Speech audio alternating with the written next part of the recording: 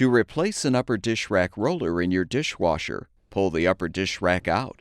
Then use a small flathead screwdriver to release the bottom tabs of both front stop clips. Fully remove the clips. Slide out the rack. Use needle nose pliers to depress the retaining tabs, then pull the old roller off if still intact.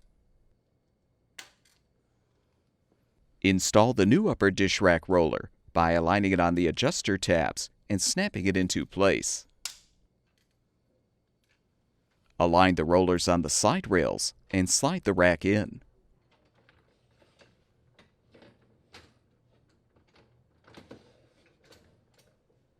Reinstall the front stop clips by inserting them through the holes in the side rails.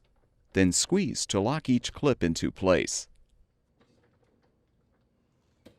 Confirm the rack moves freely, and your dishwasher should be ready for use.